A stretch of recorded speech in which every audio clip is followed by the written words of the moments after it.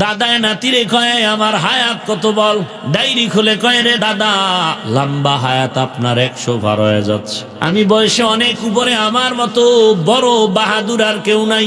নাতি বলে তাই তো দাদা, তাহলে লাঠিটা লাভ একটু ঘুরে মাস্তানি করে আসি। এবার হাতের মধ্যে একটা লাঠি নিয়ে নাতির হাত ধরে ধরে এলাকায় ঘুরে, আর মনে মনে ভাবে আমার মতো মাস্তান কেউ নাই। হেঁটে হেঁটে একবার সে গিয়ে দেখে বটগাছতলা বয় এক বুড়া কান্দে, তার থেকেও বুড়া। ইয়া কয় সালাম পরে কে তুই? তুই মানি? বলে তোর থেকে আমি বড় বয়স। কয় চাচা মিয়া কাঁদো কেন? কয় আব্বাই মারি লাগাই দিস। বুড়ায় নাতিরে কয় রে নাতি, মনে করছিলাম আমার থেকে বড় কেউ নেই, বুড়া দিয়ে আমার থেকেও বড়, আবার এরও নাকি বাপ আছে, বাবারে দেখা মরি যাই করি। কোথায় তোমার ঘর? বলে ওই যে জংলার পাশে আমার বাবার ঘর।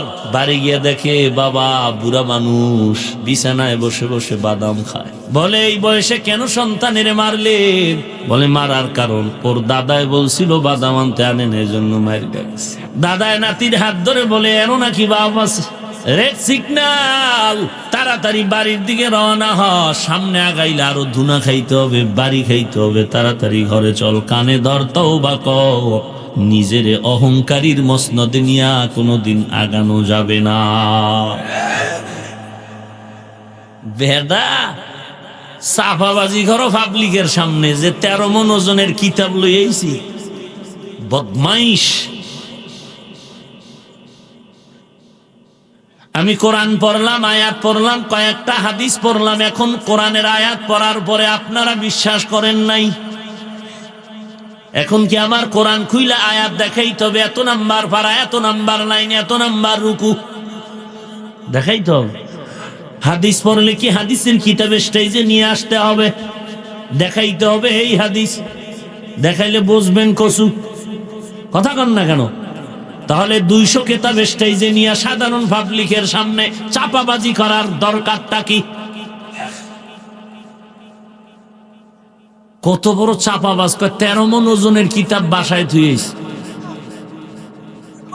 ওরে আল্লাহর বান্দা, কিতাবের ইলম নিয়ে যদি কিছু বুঝতে চাও, বুঝাইতে চাও, সাধারণ মানুষের সামনে কিতাব নিয়ে বসার কোনো যৌক্তিকতা নাই। যদি কিতাবের ইলম নিয়ে কিছু বুঝতে চাও, বুঝাইতে চাও, যাত্রাবাড়ি মাদ্রাসা, মাদানীনগর মাদ্রাসা, সাইনবোর্ড মাদ্রাসা, মালিবাগ মাদ্রাসা, কামরাঙ্গীরচর মাদ্রাসা, বড়কাটারা মাদ্রাসা, বারিদারা মাদ্রাসা, রহমানিয়া মাদ্রাসা, বসুন্ধরা মাদ্রাসা, এই মাদ্রাসাগুলোতে কিতাবের ইলমওয়ালা কিতাব নিয়ে বসে আছেন, দরজা খোলা আছে, সেখানে যাও। আল্লাহওয়ালা আলেম ওলামাদের সামনে মাদ্রাসায় না গিয়া সাধারণ মানুষ যারা আউযুবিল্লাহ আলিফ বাতা পারে না, বুঝে না, এদের সামনে কিতাবের বাহাদুরি করে চেঁচামেচি করার মানেটা হলো এদেশের মানুষ বুঝে ফেলেছে তুমি এলেমবিহীন চাপাবাজ, বটগাছ তলার ক্যানভাসা। ঠিক কিনা বলো? ইয়া আইয়ুহান নাসু উবুদু রাব্বাকুমুল্লাযী খালাকাকুম ওয়াল্লাযীনা মিন ক্বাবলিকুম লাআল্লাকুম তাত্তাকুন। হে মানব জাতি, রবের ইবাদত করো। কে সেই রব? যিনি তোমাদের স্রষ্টা, তোমাদের পূর্বে যারা তাদেরও স্রষ্টা। কেন ইবাদত করবা? যাতে করে তাকওয়া অর্জন হতে পারে। কারণ তাকওয়া হলো জান্নাতের দরওয়াজার চাবি। ইন্না লিল মুত্তাকিনা মাফাজান হাদাইকা ওয়া আ'নাবা। মুত্তাকির জন্যই বিজয়ের আওয়াজ। মুত্তাকি তাকওয়া নিয়ে যারা জান্নাতের দরজায় যাবে তাদেরকে স্বাগতম জানাবে ফেরেশতারা। ওয়াসিকাল্লাযীনা ইত্তাকাউ রাব্বাহুম ইলাল জান্নাতি যুমারা হাত্তা ইযা জাউহা ওয়া ফুতিহাত আবওয়াবুহা وقال لهم خزنتها سلام عليكم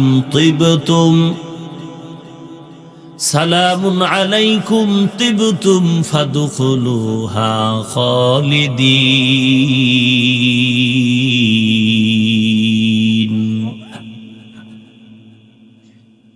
ফেরেশতারা তাকওয়াওয়ালাদেরকে বলবে, সালাম, তোমাদের উপরে শান্তি আসো। আল্লাহ বলেন, এই তাকওয়া অর্জন করাটা ঘুমায় থাকলে হবে না। এই তাকওয়া যদি অর্জন করতে চাও, প্রেসক্রিপশন নাও আল্লাহর কোরআন থেকে। ইয়া আইয়ুহাল্লাযীনা আমানুত্তাকুল্লাহা ওয়া কুনু মা'আস সাদিকিন। আল্লাহর ভয় তাকওয়া অন্তরে ঢুকাও এবং সাদিকিন, সলিহিন, সত্যবাদীদের বন্ধু হয়ে থাকো। সত্যবাদী, সলিহিন, নেককার, এরা আল্লাহর বন্ধু, তাদের সাথে বন্ধুত্ব জড়ায় দাও, বন্ধু হয়ে থাকো। কারণ আমার বান্দাদের মাধ্যমেই আমি আল্লাহর মোহাব্বতের বন্ধনটা মজবুত হয়ে যাবে। আর যারা সাদিকিন, সলিহিন হবে, এদের পরিচয়টাও ভালো করে শুনে নাও। এদেরকে আমি আল্লাহ ঘোষণা দিলাম, এক ভাষায় সলিহিন, অপর ভাষায় সাদিকিন, ভিন্ন আওয়াজ দিলাম, এরা আউলিয়া। এক বচনে ওলি, বহু বচন তার আউলিয়া। আউলিয়ায়ে কেরামদের আমি আল্লাহ নির্ভয়ের সুসংবাদ দিলাম, আলা ইন্না আউলিয়া আল্লাহ লা খাউফুন আলাইহিম ওয়া লা হুম ইয়াহজানুন আল্লাযীনা আমানু ওয়া কানু ইয়াত্তাকুন। এরে আউলিয়ায়ে কেরাম, তোমাদের কোনো ভয় নাই, কোনো পেরেশানি নাই। আল্লাহ বলেন, আউলিয়ায়ে কেরাম যারা পেরেশান মুক্ত, চিন্তা মুক্ত, তারা কারা? বলে, দুই গুণওয়ালা। এক নাম্বার, তাদের পরিশুদ্ধ ঈমান থাকবে, দুই নাম্বারে তাকওয়ার পাওয়ার থাকবে। আর এই ঈমান পরিশুদ্ধ এবং তাকওয়ার পাওয়ার নিয়ে যখন থাকবে, আমি আল্লাহ নতুন করে আরেকটা স্পেশাল আধ্যাত্মিক পাওয়ার তারে দিব। ইয়া আইয়ুহাল্লাযীনা আমানু ইন তাত্তাকুল্লাহ ইয়াজআল লাকুম ফুরকানা। ও মুমিন, যদি তাকওয়ার মতো সম্পদ অন্তরে ঢুকাও, আমি আল্লাহ স্পেশাল আধ্যাত্মিক একটা পাওয়ার দেব, যেই পাওয়ার দুনিয়ার সবাই পাবে না। ওই পাওয়ারটার নাম হলো ফুরকান। মা মা'নাল ফুরকান? হুয়া নূরুম মিন ইলাহি। ফুরকান এমন একটা জিনিস, আল্লাহর দেওয়া কুদরতি ক্ষমতার একটা নূরের নাম আলো। মা ফুররিকা বিহি বাইনাল হাক্কি ওয়াল বাতিল। এই নূরের আলোটা এমন একটা জিনিস, যেই আলো দিয়া বান্দা হক বাতিল নির্ণয় করে একা একা হকের পক্ষে চলতে তার সহায়ক হবে। অন্ধকারে চলতে হলে যেমন আলোর দরকার, জান্নাতের পথে তাকওয়ার বান্দাগুলো চলার জন্য আলো লাগবে, সেটা হলো ফুরকান। এই ফুরকান নামের সম্পদ আমি সবাইকে দেই না। যারা তাকওয়ার চূড়ান্ত পর্যায়ে অর্জিত সম্পদ নিয়ে চলবে, আমি তাদেরকেই দিব।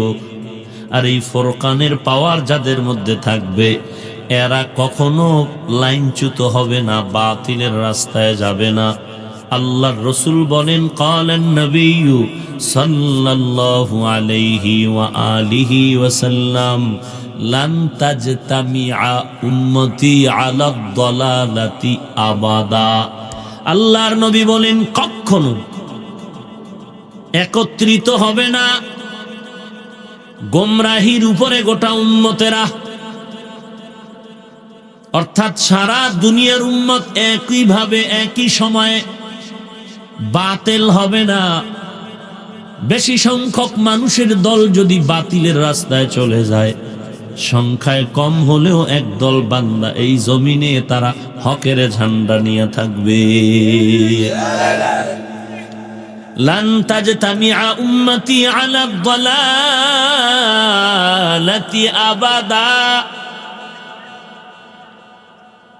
কখনো সারা দুনিয়ার মানুষ একই সময়ে গোমরা হবে না, সংখ্যায় কম হলেও একদল হকের উপরেই থাকবে। অতএব তোমরাই আল্লাহওয়ালার বন্ধুত্বর রশিটা ধরে চলো।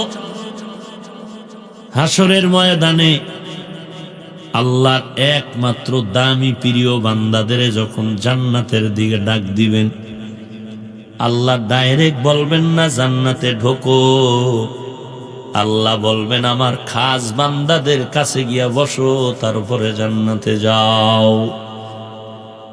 ইয়া আইয়াতুহান নাফসুল মুতমাইন্নাহ ইরজিই ইলা রাব্বিকি রাদিয়াতাম মারদিয়াহ ফাদখুলি ফি ইবাদি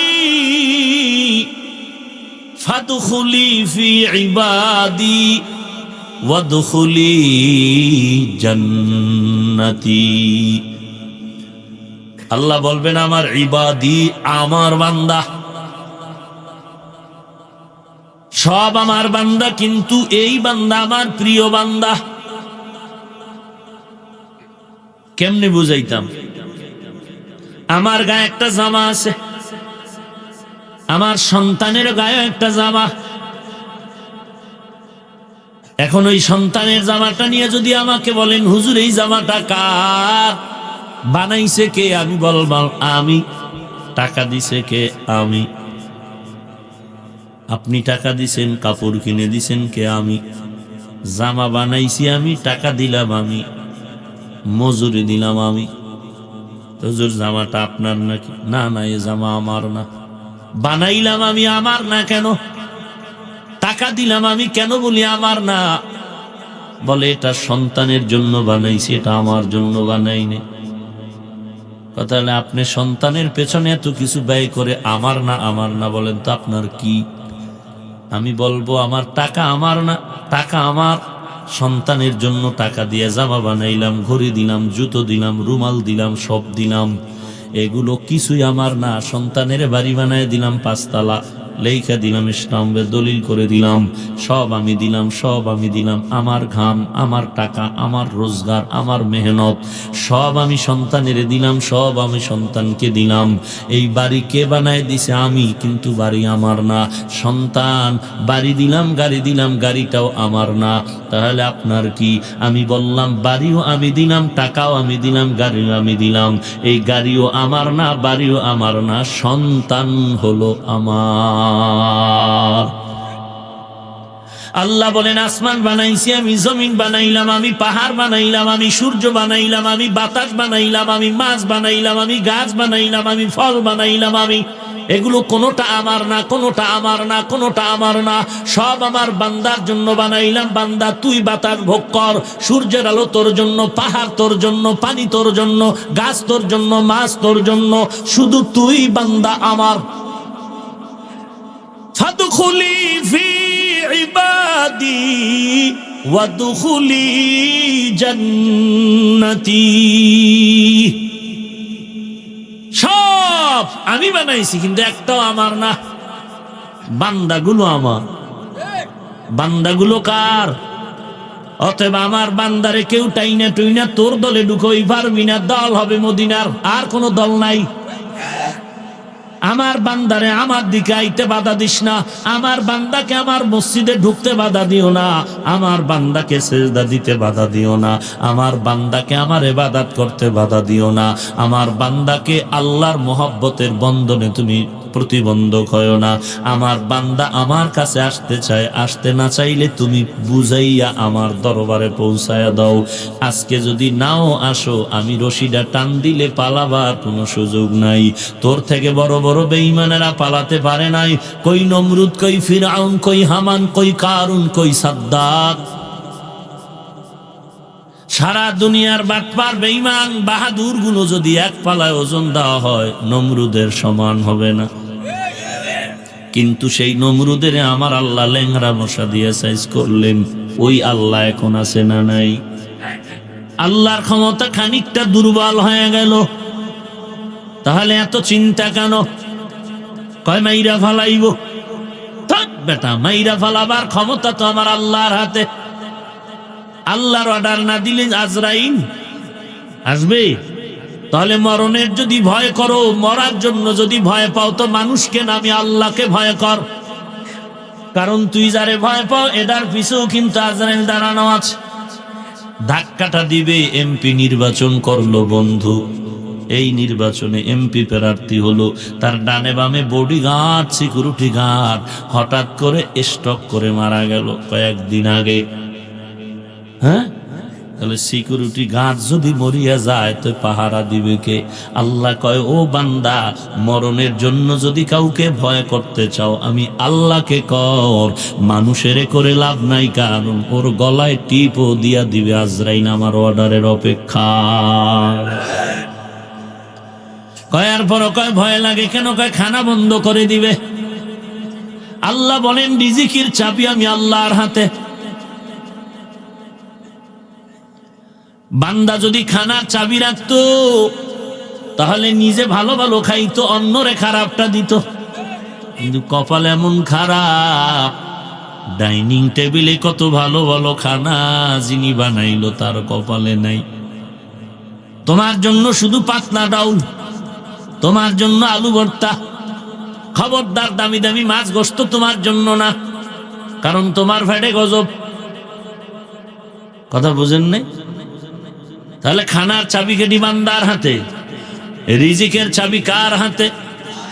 আরো জোরে বলেন, ইয়া আইয়ুহান নাস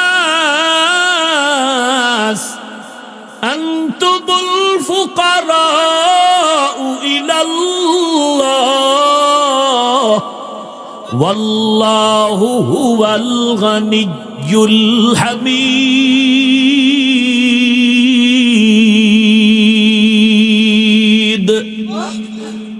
গর্তাওয়াকুল মিকুনি হর সুবহ শাম মিরসানা দৃষ্টি তু আজলা মাকাম জুজবা হক চীজ মখাজ ইনসুজা ফজলে উ আমস্তে দরজুম লা জাহা। মৃত্যু দেয়ার মালিককে, রিজিক দেয়ার মালিককে, সম্মান দেয়ার মালিককে। অতএব ভয় করলে বান্দাকে নয়, কাকে? আল্লাহ এজন্যই বলেন ইয়া আইয়ুহাল্লাযীনা আমানুত্তাকুল্লাহ। কাকে ভয় করবেন? হাক্কা তুকাতি, সাধ্য মতো ভয় করো। ওয়ালা তামুতুন্না ইল্লা ওয়া আনতুম মুসলিমুন।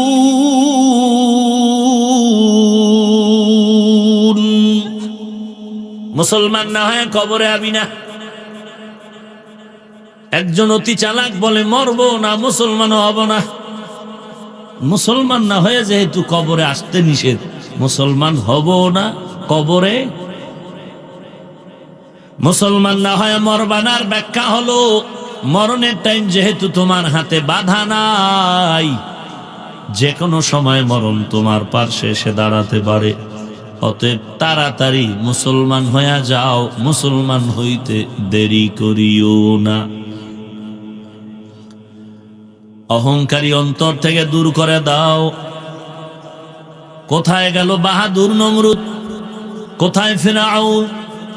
কেমন অভিশপ্ত তারা, অথচ তাদের দাপটে গোটা দুনিয়াটা কেঁপে উঠত। গোটা দুনিয়া কেঁপে উঠত যাদের দাপট। কিন্তু কি আশ্চর্য ব্যাপার, মুসলমান কেন? সারা দুনিয়ার ভেতরে বেঈমানের ঘরে ফেরাউন নামে একজন সন্তান আসেনি, নমরুদ নামে আছে। কথা কন না কেন? নমরুদ নামের কোন সন্তান সারা দুনিয়াতে কোথাও নাই। ফেরাউন কারো নাম নাই, হামান পৃথিবীতে কোনো বেঈমানের ঘরে নাম নাই। কাউরে যদি বলেন ও ভাই 1 লাখ টাকা মাসে মাসে দেব, তোর বাবার নাম বা সন্তানের নাম ফেরাউন রাখ, বলবে উল্টা তোরে টাকা দেব, তারপরও আমার নাম রাখা হবে। ফেরাউন নাম রাখা যাবে না। বেঈমানেরাও ফেরাউন নাম পছন্দ করে না। কত অভিশপ্ত, এত পাওয়ারফুল নমরুদ। সারা দুনিয়াটা শাসন করেছেন 2 জন, সারা দুনিয়াটা শোষণ করেছে 2 জন। কথা বুঝার চেষ্টা করুন। সারা দুনিয়া নাকি আমগো এই বাংলাদেশের সিফার মতো এক দেশ? সারা দুনিয়া শাসন করেছেন দুইজন, সারা দুনিয়া শাসন করেছে দুইজন। শাসন করার স্থান লাভ করা যায় ইনসাফের মাধ্যমে, আর শোষণ করার গুণ অর্জন করার মাধ্যম হলো জুলুমের মাধ্যমে। তাহলে কি রেজাল্ট হলো? এই দুনিয়া শাসন করেছেন দুইজন ইনসাফগার বাদশাহ, আর এই দুনিয়াটা শোষণ করেছে দুইটা জালেম। জালেম একটা নমরুদ আর একটা বখতে নসর, কেউ বলেন সাদ্দাত। সারা দুনিয়াটা হাতের মুঠোয় চালাইতো, আর দুইজন শাসক ইনসাফ দিয়া শাসন করেছেন। এর মধ্যে একজন পয়গম্বর সুলাইমান আর একজন জুলকারনাইন বাদশাহ। কোরআন শরীফ খুলো, আরবি বুঝো না, বাংলাটা খুলো। সুলাইমান বিলকিসের ঘটনা আছে 19 পারা সূরায়ে নমল। বাদশাহ জুলকারনাইনের ঘটনা আছে সূরায়ে কাহাফের ভেতরে। এই বাদশাহ জুলকারনাইনের ঘটনা শুনলাম, সারা দুনিয়ার ক্ষমতা পাইয়াও ইন্তেকালের আগে ভক্তদের বলে গেল, এরে ভক্তরা শুনে নাও, জানাজার পরে আমার কাফনের ভেতর থেকে দুইটা হাত এভাবে বের করে বাজারে ঘুরায় মানুষকে দেখায় কবরে নাও। ইন্তেকালের পরে জানাজা হয়ে গেল, কাফনের ভেতর থেকে হাতটা বের করে এভাবে ঘুরায়া কবর দেশে নেয়। দুনিয়াদারেরা কয়, তাকায় দেখ, এত বিশাল দুনিয়ার ক্ষমতা পাইয়াও লোভ সামলাইতে পারে না, আরো চায়। ইমানদার মুমিনেরা কয়, না না, বাদশাহ জুলকারনাইন গোটা দুনিয়ার ক্ষমতা পাওয়ার পর সারা দুনিয়াবাসীর জানায় গেল, তাকায়া দেখ, সারা দুনিয়ার ক্ষমতা পাওয়ার পরেও আজ আমি খালি হাতে কবরের দেশে রওয়ানা।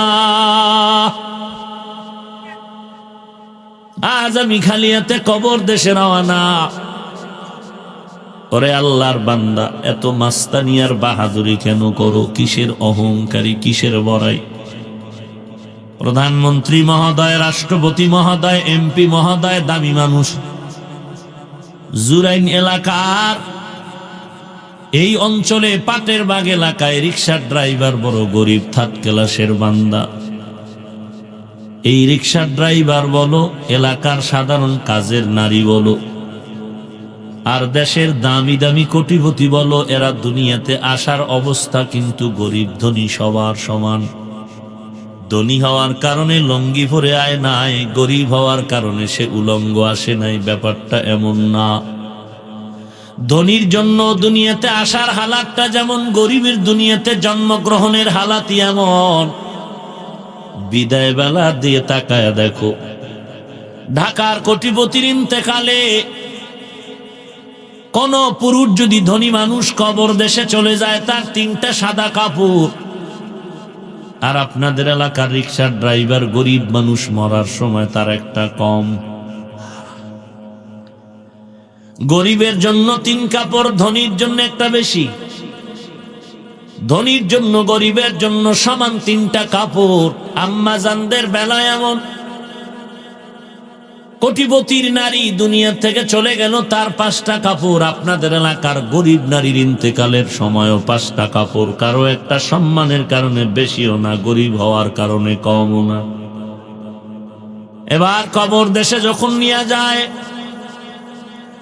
কবরের মধ্যে যখন রাখবে, কবরটা খনন কেমনে করে? বলে গরিবের কবর একেবারে ছোট, ধনীর কবর বড়, সব সাইজ সমান। তবে একটা ব্যবধান হলো, আপনাদের এলাকার গরিবের কবরের মধ্যে শুধু মাটি আর সাদা কাপড়।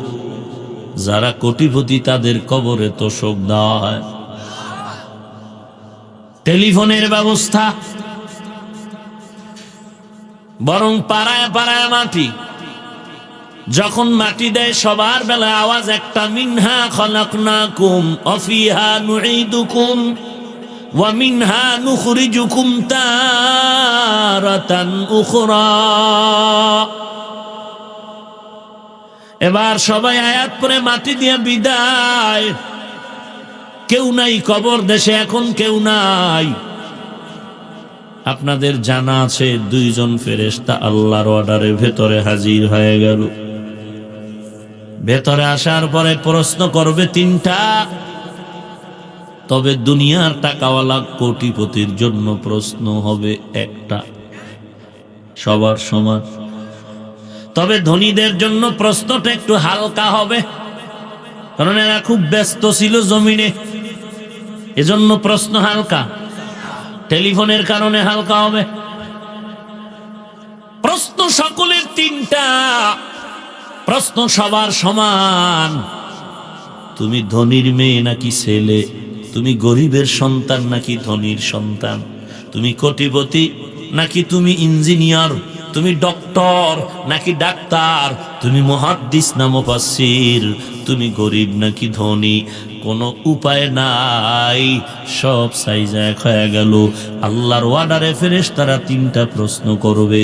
এক নম্বরে রবের পরিচয় দাও, দুই নম্বরে ধর্মের পরিচয় দাও, তিন নম্বরে তুমি রসুলের পরিচয় দাও। এই তিনটা প্রশ্নের জবাব দিতে যদি পারো, কবর জান্নাতের বাগান হয়ে যাবে। আর যদি দিতে না পারো, আল্লাহর রসুলের বর্ণনা মতে কবর জাহান্নামের টুকরায় পরিণত হবে। কিসের বাহাদুরি মাঝখানে? আসাও সমান, যাওয়াও সমান, প্রশ্নও সমান, সব এক। মাঝখানে চেঁচামেচি করার মানেটা কি? কোনো মানি নাই। দাদায় নাতিরে কয়, আমার হায়াত কত বল। নাতি কয়, আমি কেমনে কো? কয়, আমার ডায়েরি খোল।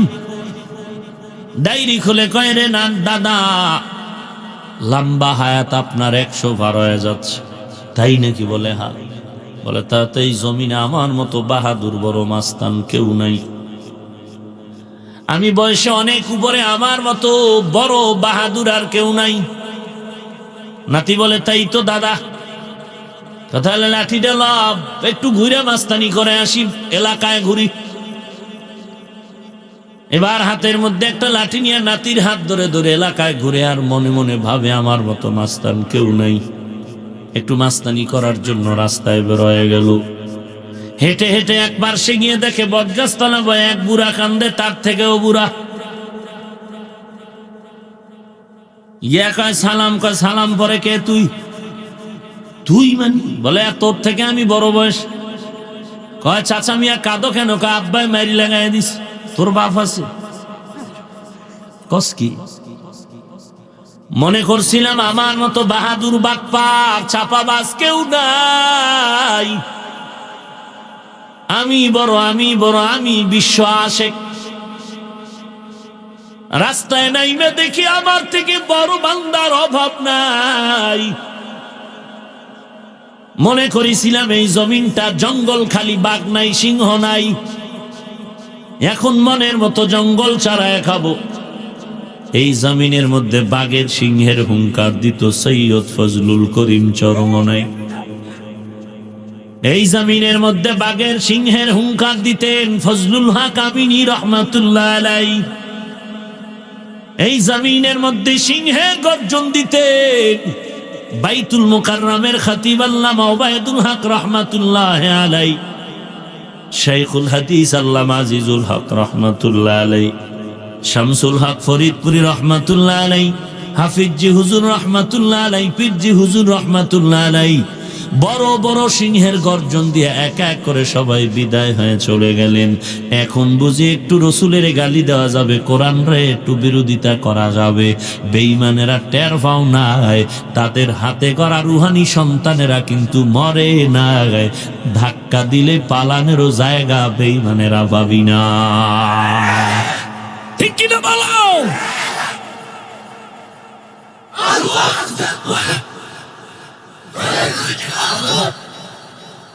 ভাইরা আমার,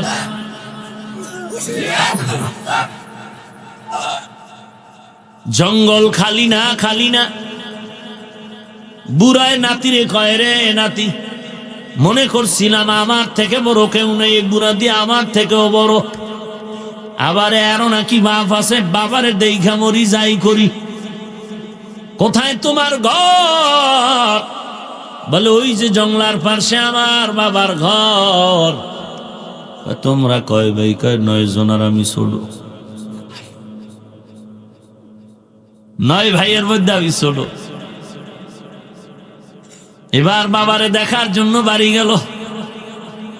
বাড়ি গিয়ে দেখে বাবা বুড়া মানুষ বিছানায় বসে বসে বাদাম খায়। ডাক দিয়া কয়, দাদা, ওইটা তো চাচা। ওই বট গাছতলা সন্তান কাঁদে কার? বলে আমার। এখনো কাঁদে নাকি? বলে হা। বলে এই বয়সে কেন সন্তানের মারলেন? বলে মারার কারণ ওর দাদাই বলছিল বাদাম আনতে আনেন, এই জন্য মার গাইছে। দাদায় নাতির হাত ধরে বলে, এরও নাকি বাপ আছে? রেড সিগন্যাল, তাড়াতাড়ি বাড়ির দিকে রওনা হ। সামনে আগাইলে আরো ধুনা খাইতে হবে, বাড়ি খাইতে হবে, তাড়াতাড়ি ঘরে চল। কানে ধর, তওবা কর। নিজের অহংকারীর মসনদে নিয়া কোনোদিন আগানো যাবে না। বেদা সাফাবাজি করো পাবলিকের সামনে যে 13 মণ ওজনের কিতাব লই আইছি, বদমাইশ। আমি কোরআন পড়লাম, আয়াত পড়লাম, কয়েকটা হাদিস পড়লাম। এখন কোরআনের আয়াত পড়ার পরে আপনারা বিশ্বাস করেন নাই। এখন কি আমার কোরআন খুইলা আয়াত দেখাইতে হবে? এত নাম্বার পারা, এত নাম্বার লাইন, এত নাম্বার রুকু দেখাইতে হবে? হাদিস পড়লে কি হাদিসের কিতাবে স্টেজে নিয়ে আসতে হবে? দেখাইতে হবে এই হাদিস। দেখাইলে বুঝবেন কসু। কথা কন না কেন? তাহলে 200 কিতাব স্টেজে নিয়ে সাধারণ পাবলিকের সামনে চাপাবাজি করার দরকারটা কি? কত বড় চাপাবাজ! 13 মণ ওজনের কিতাব বাসায় থুইস। ওরে আল্লাহর বান্দা, কিতাবের ইলম নিয়ে যদি কিছু বুঝতে চাও, বুঝাইতে চাও, সাধারণ মানুষের সামনে কিতাব নিয়ে বসার কোনো যৌক্তিকতা নাই। যদি কিতাবের ইলম নিয়ে কিছু বুঝতে চাও, বুঝাইতে চাও, যাত্রাবাড়ি মাদ্রাসা, মাদানীনগর মাদ্রাসা, সাইনবোর্ড মাদ্রাসা, মালিবাগ মাদ্রাসা, কামরাঙ্গীরচর মাদ্রাসা, বড়কাটারা মাদ্রাসা, বারিদারা মাদ্রাসা, রহমানিয়া মাদ্রাসা, বসুন্ধরা মাদ্রাসা, এই মাদ্রাসাগুলোতে কিতাবের ইলমওয়ালা কিতাব নিয়ে বসে আছেন, দরজা খোলা আছে, সেখানে যাও। আল্লাহওয়ালা আলেম ওলামাদের সামনে মাদ্রাসায় না গিয়া সাধারণ মানুষ যারা আউযুবিল্লাহ আলিফ বাতা পারে না, বুঝে না, এদের সামনে কিতাবের বাহাদুরি করে চেঁচামেচি করার মানেটা হলো এদেশের মানুষ বুঝে ফেলেছে তুমি এলেমবিহীন চাপাবাজ, বটগাছ তলার ক্যানভাসা। ঠিক কিনা বলো? তাকওয়া মানে আল্লাহর ভয়। তাকওয়ার সম্পদ অন্তরে নাই। আর তাকওয়া ঢোকার জন্য প্রেসক্রিপশন হলো খাঁটি আল্লাহওয়ালার বন্ধু হয়ে থাকো। খাঁটি আল্লাহওয়ালা কারা? যারা গাঞ্জা খায়, দাড়ি নাই, টুপি নাই, গলায় স্বর্ণের চেইন লাগানো, এরা খাঁটি আল্লাহওয়ালা, এরা টাটকা মুজাদ্দেদ। হ্যাঁ, আল্লাহওয়ালার গুণ আল্লাহ কোরআনে বলেছেন, কে ওলিয়ে কামেল, কে মুর্শিদে মুকাম্মেল। দুইটা প্রথম গুণ লাগবে। 1 নম্বরে বিশুদ্ধ ঈমান, 2 নম্বরে তাকওয়ার গুণ থাকবে। তাকওয়া মানে আল্লাহর ভয়। আল্লাহর ভয়ের ব্যাখ্যা কি? মা বাবার সামনে সন্তান অন্যায় করে না কেন? শাসনের ভয়। উস্তাদের সামনে ছাত্র অন্যায় করে না কেন? অন্তরে শাসনের ভয়। বিচারকের সামনে আসামি অপরাধ করে না কেন?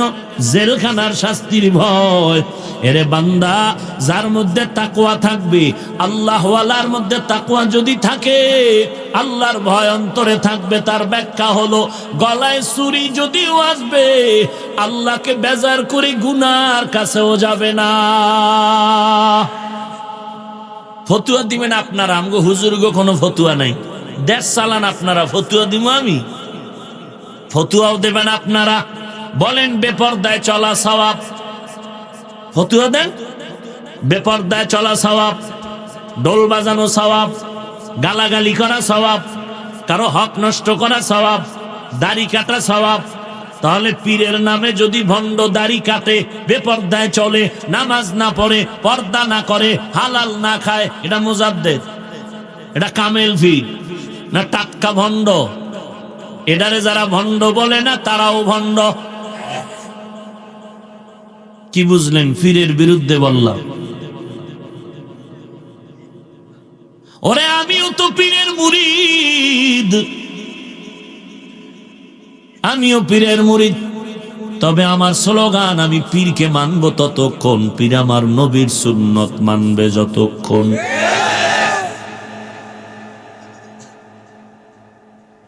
আমার পীর যদি দেখি নবীর সুন্নাত মানে না, আল্লাহর শপথ আমি আমার পীরকেও। এইটা হলো ইমানি কথা। ভাইরা আমার, তুমি 30 বছর পীরের মুরিদ, তোমার পিসাব একবারও তোমার ভক্ত বরিন্দরে 2 রাকাত নামাজের ইমামতি করাইতে পারলো না। বলো তো তোমার পীর আমার নবীর থেকে বড়? কথা বলেন না কেন?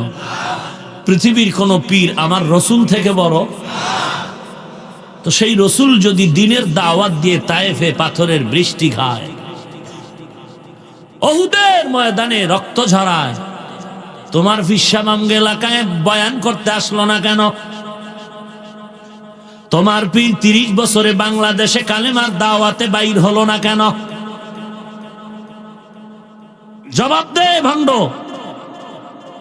এই ভণ্ড জবাব দে। অথচ আমার রসুলকে কত মারে, কত আঘাত, কত মার, এরপরেও নবী বারবার বারবার তার কাছে যায়।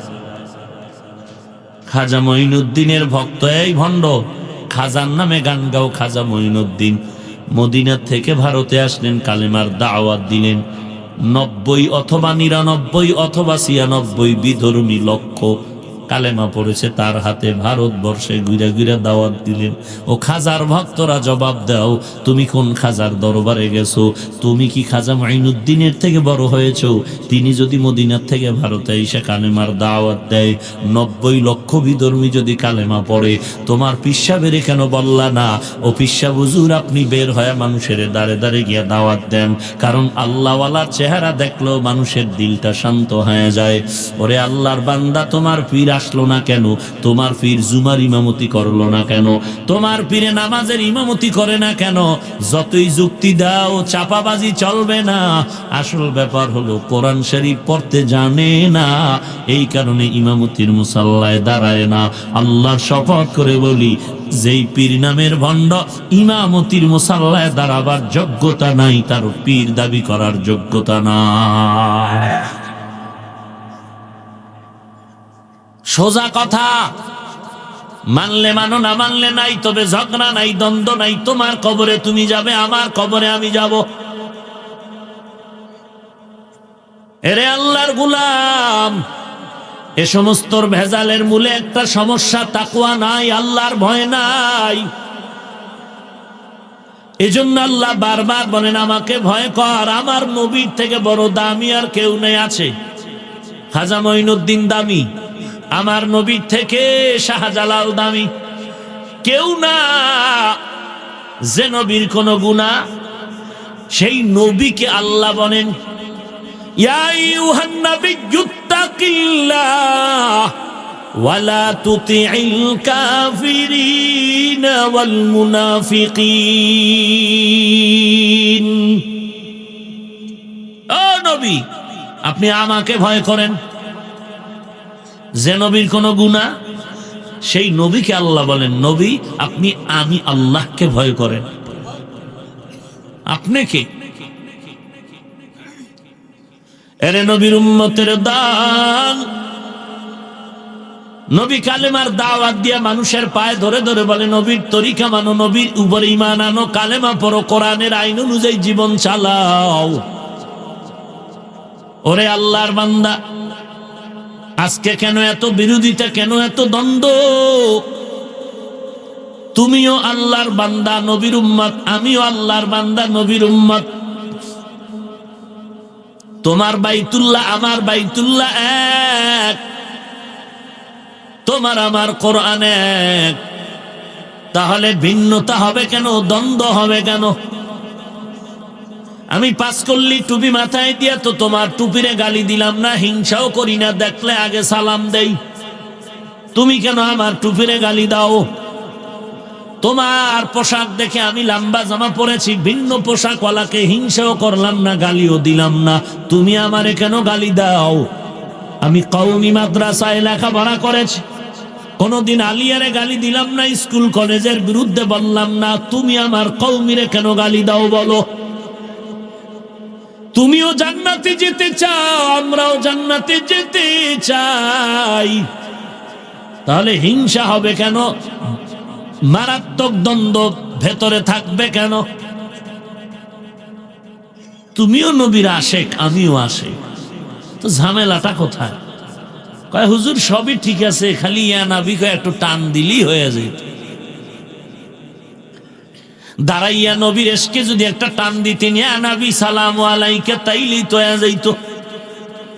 দিতাম, দিব, দিতাম, 1,00,000 বার দিব, 1,000 কোটি বার আমার মদিনার নবীর মোহাব্বতে যদি তুমি বলো ইয়া নবী সালাম আলাইকার সালাম দাও, দাঁড়াইয়া যাও, 1,000 বার আমি দাঁড়াইতে রাজি, 1,000 কোটি বার ইয়া নবী বলতে রাজি।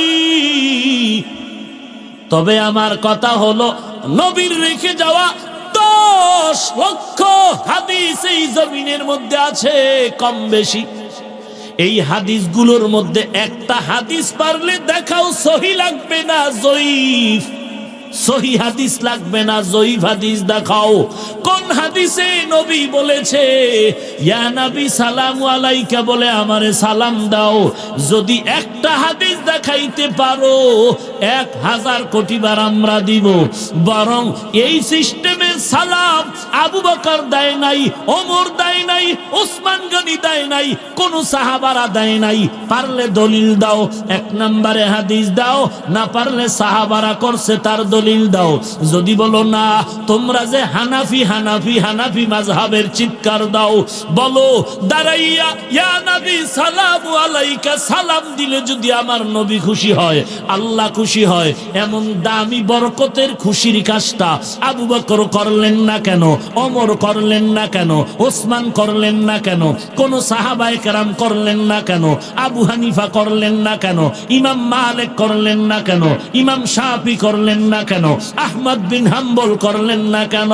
করছে মাঝে মাঝে, হঠাৎ করে হাজী এমদাদুল্লাহ মুহাজিরে মক্কি, হাজী এমদাদুল্লাহ মুহাজিরে মক্কি আমাদের মুরব্বী, মাথার তাজ, তিনি করেছেন, এই বলে আমি করব না? না, হাজী এমদাদুল্লাহ করেছেন, তার এটা রুহানিয়তের আমলের ব্যাপার, তার তাকওয়ার ব্যাপার, তার আমলের রুহানিয়তের ব্যাপার। তার মতো 1,000 গুণের 1 ভাগ তাকওয়া তো তোমার মধ্যে ঢোকে নাই। যদি ঢুকতো তাহলে তুমি আমাদের শুধু ইয়া নবীর ব্যবধানে কাফের বলে গালি দিতে পারতা না। তোর দাড়ি নাই, টুপি নাই, সুদের ব্যবসা করো, একবারও তো গালি দি নাই। আর আমার দাড়ি টুপি সব ঠিক আছে, পর্দা করি, হালাল খাই, গালি দেই না, শুধু ইয়া নবী সালাম আলাইকার ব্যবধানে কাফের কইলি। তাহলে আবু হানিফারে কি কবি বল? সে জীবনে ইয়া নবী কয় নাই। আবু বকর সিদ্দিক রাদিয়াল্লাহু তাআলা আনহু জীবনে ইয়া নবী সালাম আলাইকা বলেন নাই। একটা হাদিস দেখা কাউরে লাগবে না, আমি একাই শুরু করব, গোটা দেশ ঘুরে ঘুরে একাই শুরু করব। তারপরও চাই আমরা নিজেরা এক থাকবো, যুদ্ধ হবে, পিটাপিটি হবে বেঈমানের সাথে, না আমরা রসুলের আশেক এক থাকবো। অসুবিধা কি? নবীর মোহাব্বত আমার মধ্যে আছে, তোর মধ্যে আছে, তুলনামূলক বাহ্যিক দৃষ্টিতে তোর থেকে আমার মধ্যে বেশি। অসুবিধা কি? যদি এই বরকত পাওয়া যায় করুই। অথচ দাঁড়াইয়া সম্মান না করার ব্যাপারে হাদিস আছে। মিশকাত শরীফ 2য় খণ্ড 403 পৃষ্ঠা। নবীর 10 বছরের খাদেম আনাস রাদিয়াল্লাহু তাআলা আনহু, নবীজির 10 বছরের খাদেম আনাস রাদিয়াল্লাহু তাআলা আনহু বলেন, আমি নবীর 10 বছর খেদমত করলাম। নবীর সম্মান করার ক্ষেত্রটা আমরা যত ভালো জানি আর কেউ ভালো জানে। আমরা কখনো দাঁড়াইয়া নবীরে সম্মান করি না, কারণ নবী এটা অপছন্দ করতেন। নবী মিশকাত শরীফ 2য় খণ্ড 403 পৃষ্ঠা, বাবুল কিয়াম। এরপরের হাদিসে নবী বলেন, যেই ব্যক্তি দাঁড়ানোর সম্মানটারে মনে মোহাব্বত করে খুশি হয়, তার জায়গা কোথায়? ফালিয়াতাবাওয়া মাকআদাহু মিনান নার, সে জাহান্নামে যেন ঠিকানা বানায় নেয়। দাঁড়াইয়া সম্মান করাটারে যদি নিজে আবশ্যকীয় মনে করে তৃপ্তি পায়, সে যেন ঠিকানা জাহান্নামে বানায় নেয়। নবীর দাঁড়াইয়া সম্মান না করলে গুনাহ হবে, একটা প্রমাণ দেখাও। কিন্তু দাঁড়াইয়া সম্মানের ক্ষেত্রে তো নিষেধ আছে, হাদিসে মিশকাতের হাদিস। এরপরও করমু 1000 বার, 1 কোটি বার করমু। দলিল দাও। বিদ্যুতের বাতি জ্বলে, বাতির সামনে হারিকেন চলবে? চলবে। যেখানে পানি রেডি আছে সেখানে তায়াম্মুম। কথা কন না কেন? যেখানে পানি রেডি তায়াম্মুম চলে না, বিদ্যুতের বাতির সামনে হারিকেন চলবে না। যেই ব্যাপারে কোরআন হাদিসে স্পষ্ট সমাধান দেওয়া আছে, ওখানে কারো কুযুক্তি চাপাবাজি মেনে নেওয়া যাবে না। দরুদের ব্যাপারে হাদিসে সমাধান আছে না নাই? কথা বলেন না কেন? নবীর উপরে আল্লাহ কয় দরুদ পড়ো, সাহাবায়ে কেরামদের নবী বলেন দরুদ পড়ো, নবীর সালাম দাও। সাহাবায়ে কেরাম বললেন কেমনে সালাম দিব, কেমনে দরুদ পড়ব? নবী নিজ জবানে, মোবারক জবানে দরুদ পড়ে শুনাইলেন। যেই দরুদ আমরা নামাজে পড়ি, পারেননি? এই দরুদ উত্তম নাকি অনুত্তম? নামাজে পড়েননি? এটা কি দরুদ না? এটাকে একটু ছোট মনে করেন নাকি? তাহলে মাস্তানি করেন কেন? ইমাম সাহেবরে দাওয়াত দিছেন, ঘরের মধ্যে দোয়া করবে, ঘরের মধ্যে গজব আর গজব, গজব আর গজব। ইমাম সাহেব একটু টাটকা দোয়া করে দেন। ইমাম সাহেব ঘরে আইসা আলহামদু সূরা পড়লেন, সূরা ইখলাস পড়লেন, এরপরে নামাজের দরুদ শরীফ পড়লেন, আল্লাহুম্মা আমিন বলে হাত তুললেন। চান্দি গরম হয়ে গেল। এত কষ্ট করে ইমাম সাহেবরে দাওয়াত দিলাম, মিলাদ পড়লেন না কেন? ইমাম সাহেব আলহামদু পড়লো, কুল হু আল্লাহ পড়লো, দরুদ শরীফ পড়লো, যেটা নামাজের দামি। রসুলের দেওয়া তরিকা ভাল লাগে না, মন মতো বাফেরটা ভাল লাগে। তুমি রসুলের আশেক না বাটপার? হাদিস শরীফে দরুদ শরীফ আছে না নাই? যদি ওটা না পারো আরেকটা পর, আল্লাহুম্মা সাল্লি আলা মুহাম্মাদিন নাবিয়্যিল উম্মিয়্যি ওয়া আলা আলিহি ওয়া সাল্লিম তাসলিমা। এটা যদি না পারো আরেকটা পর।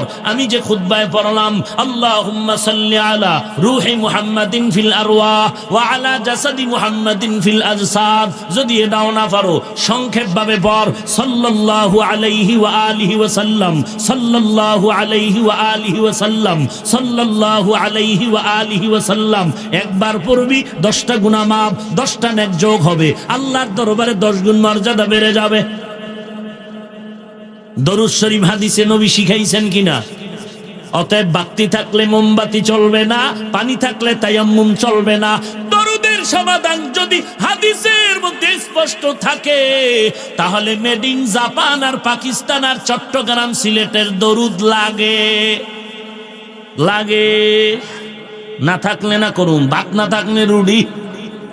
হাই মিয়া, বাক না থাকলে, বাক থাকতে বাঙালির রুডি দিয়ে থামান যায়। হা যদি ফেটে গজব লাগে, রুটি খা। কথা বুঝো। দরুদের সমাধান হাদিসে আছে না নাই? ও মদিনার আসে, মদিনারটা পড়তে মজা লাগে না, মেড ইন সিলেটেরটা মজা লাগে, made in Chittagong, made in Pakistan. সালাতুনিয়া খুব মজা। হায় হায়, পড়ো পড়ো পড়ো। কোন বুজুর্গ যদি বানায় দিয়ে থাকে পড়ো, কিন্তু শুদ্ধ করে পড়। এটা ভাঙ্গে চুইরা জঙ্গল বানায় লাইছো। আরে রসুলের সাথে দরুদ পড়বি, একটু শুদ্ধ করে উচ্চারণ করবে না? একজনের নাম কালাম যদি কয় কাল্লা, বরকত হইল না? নবীর সামনে দরুদ পড়বি, চোখের পানি পড়বে, গুনাহ মাফ হয়ে যাবে। কিন্তু দরুদ নিয়ে মস্কারি কেন? মস্কারি কেন? আল্লাহু ইউহুম্মা, এই বঙ্গোপসাগরের ঢেউ ফেলিনি? কেউ মনে করবেন আমি দরুদ নিয়ে উপহাস করেছি, নাউযুবিল্লাহি মিন যালিক। তুমি পড়ো, যদি তোমার মুরব্বি বানায় থাকে পড়ো, কিন্তু শুদ্ধ করে পড়ো। অশুদ্ধ কেন? হ্যাঁ, যদি বলো যে আমি রসুলের ইশকে পাগল হয়ে গেছি, কি কইছি খবর নাই, ঠিক আছে, কিন্তু ইশকটা তোমার ঠিক কিনা এটা দেখতে হবে। তুমি যে অল টাইম বিড়ি টানো, কি রাশেক তুমি? হাজী এমদাদুল্লাহ মুহাজিরে মক্কি, সারসিনার নেসারউদ্দিন রহমাতুল্লাহ আলাইহি, এদের 1000 কোটি ভাগের 1 ভাগ রুহানিয়াত তাকওয়া তোর মধ্যে নাই। ইয়ার দলিল দিয়া চাপা ফিডাও কেন?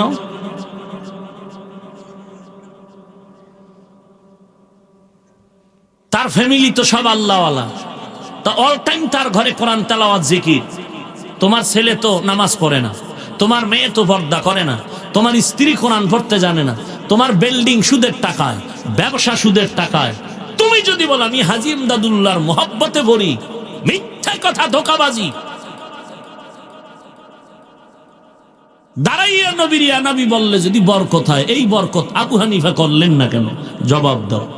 এই বরকতের কাজটা আবু বকর সিদ্দিক করলেন না কেন? এই বরকতের কাজ বড় বড় সাহাবায়ে কেরাম করলেন না কেন? তাবিঈনগণ করলেন না কেন? এরপরও বলছি দ্বন্দ্ব নাই, গালি নেই, গালি দিছি কাফের বলছি, আমরাও করব, দলিল দাও। একটা হাদিস সহি লাগবে না, জয়ীফ দেখাও। ঝগড়া আছে কোন? এরপরও তো রসুলের খাদেম 10 বছরের আনাস, আনাস বলেন আমি রসুলের 10 বছরের খাদেম। রসুলকে সম্মানের পদ্ধতি আমরা ছাড়া বেশি কেউ জানে না। কখনো রসুলকে দাঁড়াইয়া সম্মান করিনি। কেন? নবী অপছন্দ করতেন।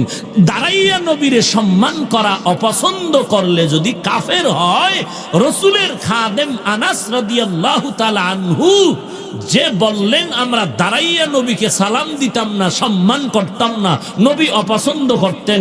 দাঁড়াইয়া সম্মান করাটারে অপছন্দ করলে যদি আমরা ওয়াহাবি কাফের হই, তো আনাস কি হবে? ফতুয়া দাও। রসুলের 10 বছরের খাদেম আনাসের কি অবস্থা হবে? ফতুয়া দাও। কোনো ঝগড়া নাই, এই রুমাল দিয়ে জোতা মুইছা দিব তোমার। এতটুকু দিল বড় নিয়ে চলি ইনশাআল্লাহ। বুকে আলিঙ্গন করার মোহব্বত নিয়ে চলি। মনে চায় কাছে যাই, যাইয়ে একটু কথা বলি মোহব্বতে, কিন্তু নিরাপদ মনে করি না, নিরাপদ মনে করি না। কারণ যেই টাটকা গালি দাও রাত 12টার পর, কাফের ছাড়া কোনো গালি নেই। তাহলে তোমার কাছে দিল চায় কিন্তু নিরাপদ নাই, কিন্তু তোমরা আমাদের কাছে আসো 1000 বার নিরাপদ, কিন্তু তোমাদের দিল চায় না। আমাদের দিল চায়, তোমরা নিরাপদ নয়। আর আমাদের কাছে আসাটা নিরাপদ, কিন্তু তোমাদের দিল চায় না, দিল ভেজাল।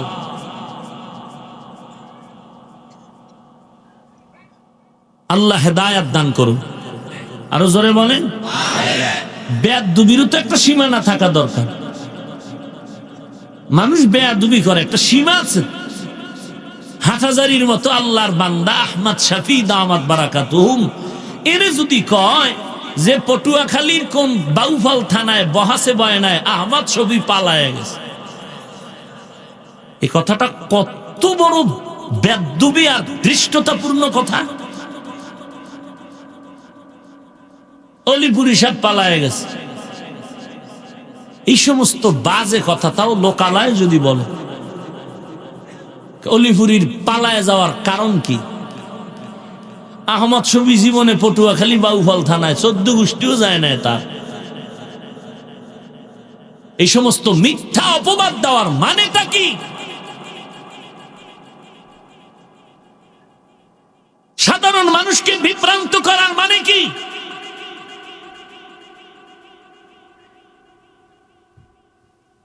পাঁচকল্লি দেখলেই হিংসায় ফেটে যায়। আরে ভাই আমি দেখলাম তোমার টুপি অন্যরকম, দেখেই আসসালামু আলাইকুম। এয়ারপোর্টে মাঝে মাঝে দেখা হয় বহু আল্লাহর বান্দা যারা আমারে না দেখেই গালি দেয় কাফের। এয়ারপোর্টে দেই বয়ে রইছে, আমি কাছে আসসালামু আলাইকুম হযরত, আমি হাফিজুর রহমান কুয়াকাটা। তাকাই শান্তি গরম হয়ে গেছে। আফসুস আফসুস। এই জন্য শুরুতেই বলছি সব দলাদলিতে পরিণত হয়ে গেছে। এই জন্য আজ মুসলমান বেঈমানের হাতে লাঞ্ছিত। আফসুস, বড়ই আফসুস।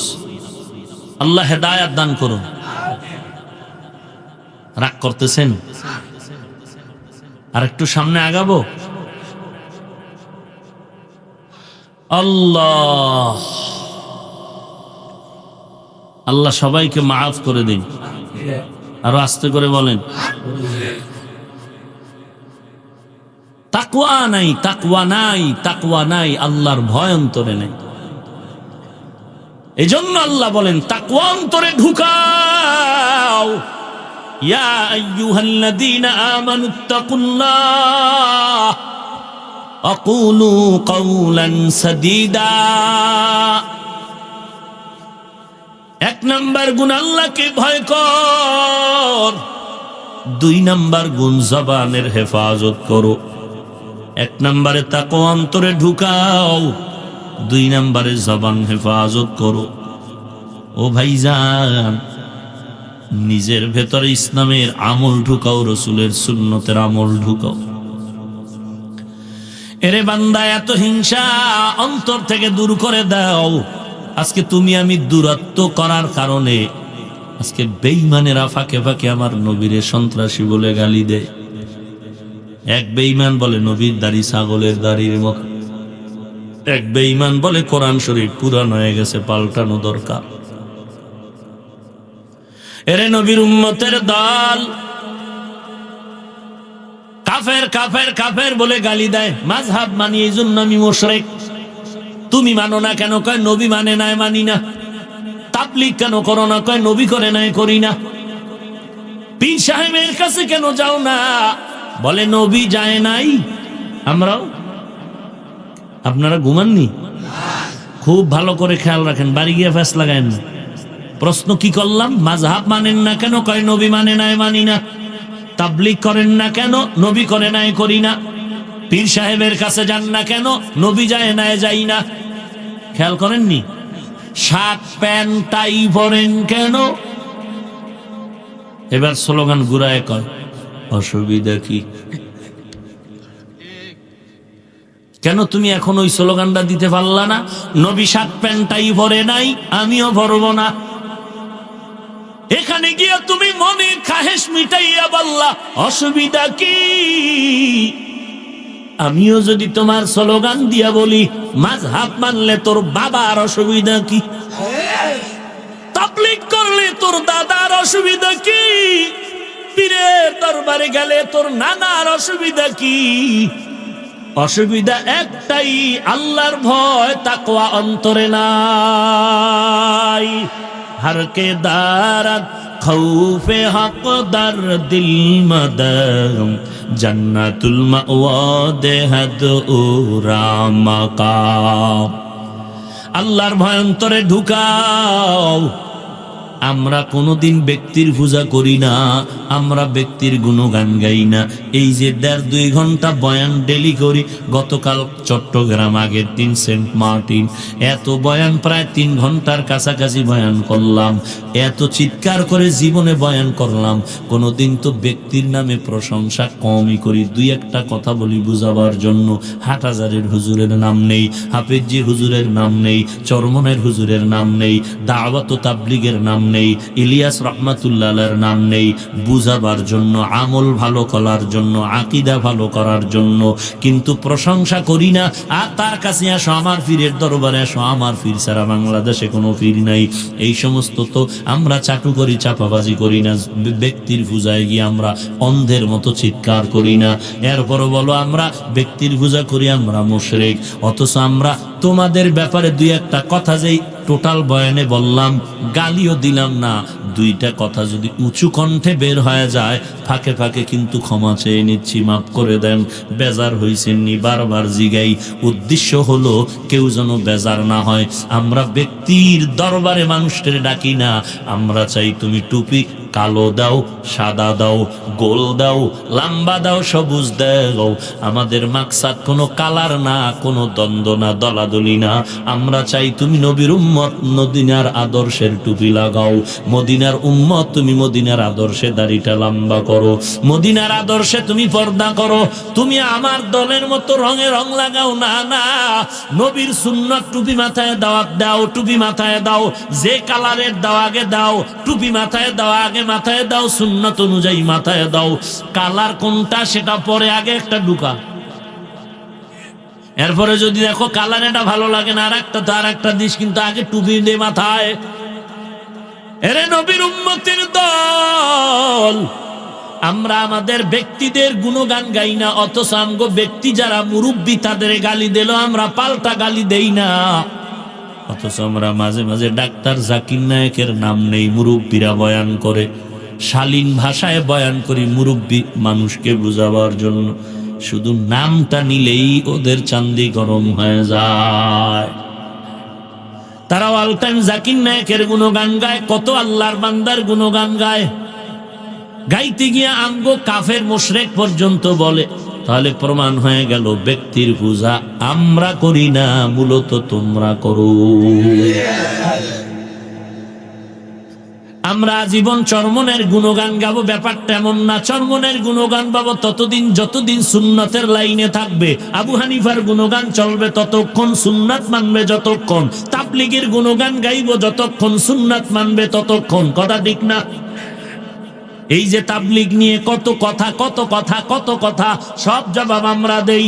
যদিও এরে নবীর উম্মতের দল, আমরা টঙ্গীর ময়দানে ছাত্র যায়, আমরা যাই, সব মানুষগুলোকে দাওয়াত দেই, কোনোদিন দ্বন্দ্ব করি না। কিন্তু মাঝে মাঝে কষ্ট লাগে রে বাবা, উল্টা পাল্টা হয়ে গেলে বরদাস্ত করা যায় না। কারণ আমরা একটু আগে বলছি, এটাই তো আসল কথা। আমরা যে ব্যক্তির পূজা করি না, এটাই তার জ্বলন্ত প্রমাণ। আমার আব্বা না কো আল্লাহ না করুন, আমার আব্বা যদি অপরাধের মধ্যে যায়, বুঝাবো, না ফিরলে বাবার থেকে আলাদা। আমার ওস্তাদের মানবো, যদি দেখি উল্টা পাল্টা হয়ে গেছে তখন বুঝাবো, না বুঝতে না চাইলে আলাদা। তাহলে বুঝা গেল আমরা ব্যক্তির পূজা করি না। আমরা মূল বানাইছি আল্লাহ এবং পয়গম্বর, কোরআন সুন্নাহ, আল্লাহ এবং পয়গম্বরের মাপকাঠিতে সাহাবাদের আদর্শে যারা আছে এদেরকে মানবো। যে থাকবে না, আমার বন্ধু হলেও তাকে আমি মানবো না। মায়ের পেট থেকে দুনিয়ায় বইয়া আসলাম 5 বছরের মাথায়। আব্বা কয় মাদ্রাসায় যা, আলিফ বাতা ভর। ঢুকলাম মাদ্রাসায়, আমল নামা এখনো কিন্তু জারি হয় নাই। ঢুকলাম মাদ্রাসায়, 5 বছর থেকে আলিফ বাতা শুরু, কোরআনের সবক পড়ি, দিন রাত পড়ালেখা, কোনো আউটকাম নাই। এইরকম পড়া করতে করতে 20টা বছর পর্যন্ত মাদ্রাসায় কাটাইলাম। 24টা ঘন্টা কোরআন হাদিস, 24 ঘন্টা ফিকির কোরআন হাদিস। কেমনে কোরআন বুঝি, কেমনে হাদিস বুঝবো? ওস্তাদের খেদমত করি, মুরব্বি দেখলে সালাম দেই, সবার জুতা সোজা করি। বছরে একবার বাড়ি যাই, খানা 2 বেলা, বাটি মাপ দেওয়া ভাত, তরকারি বেশি না, একটা তরকারি পাতলা ডাউল, 2 বেলা খানা, সকাল 10টায় আর আসরের পরে। এইভাবে করে করে 20 বছর কাটাইলাম। ওস্তাদরা লেখাপড়ার পরে মাথায় পাগড়ি দিয়া কয়, এইবার মাওলানা বানায় দিলাম। ময়দানে গিয়া কালেমার দাওয়াত দে। বের হয়ে গেলাম 20 বছর পর, ময়দানে আইসা মানুষের পায়ে ধরে ধরে দাওয়াত দেই। ও আল্লাহর বান্দারা, পায়ে ধরে বলি নামাজ বাদ দিও দিও না, রোজা বাদ দিও না। কষ্ট করে করে করে করে এই 40-50 বছরের সীমানায় এত দৌড়াই, আজকে মাহফিল ঢাকায়, কালকে মাহফিল ফেনী, এইভাবে দৌড়াচ্ছি। সেই কষ্টের কথা, 3 বেলা খানাও নাই। কালকে মাহফিল দিনাজপুর, ফজর পরে রওয়ানা, 24 ঘন্টা গাড়িতে গাড়িতে চলে গেল, জীবন শেষ।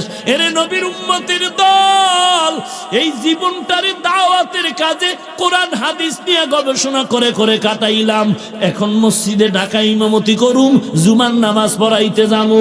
কোন বেদ্য, কোন মূর্খ যদি বলে হাফিজ ভাই, চিন্না দিছনি কেমন থাপ্পড় দরকার। মায়ের পেট থেকে 5 বছর পরার পর থেকে আমগো তাবলীগের চাদর লাগানো বডির ভিতরে। কথা কন না কেন? কেমন মেজাজ গরম হয়ে যায়।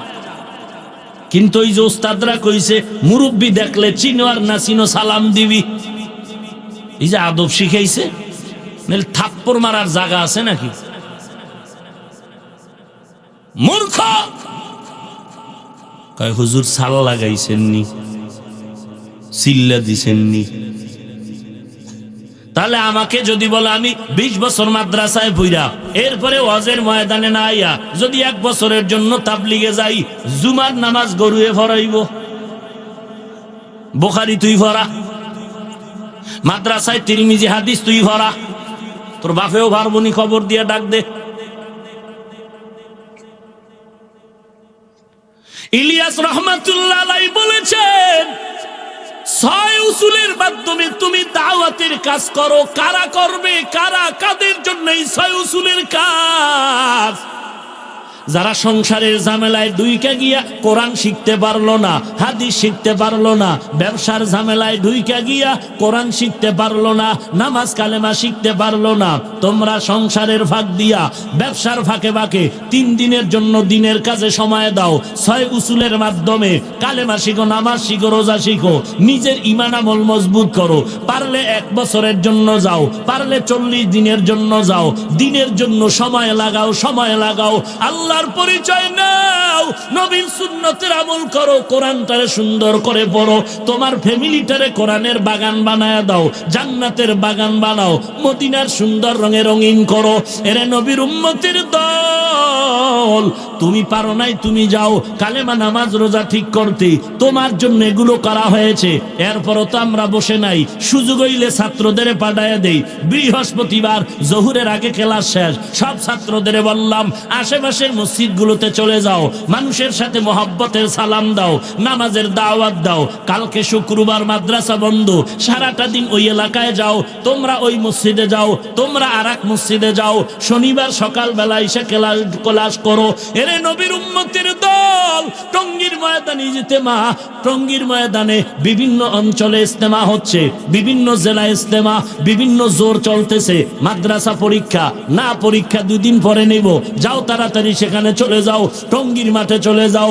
এরপরেও যদি আলেম ওলামাদেরকে পাকা আঙ্গুল দিয়ে কথা কও, তখন আর সহ্য করে নেওয়া সম্ভব হয় না।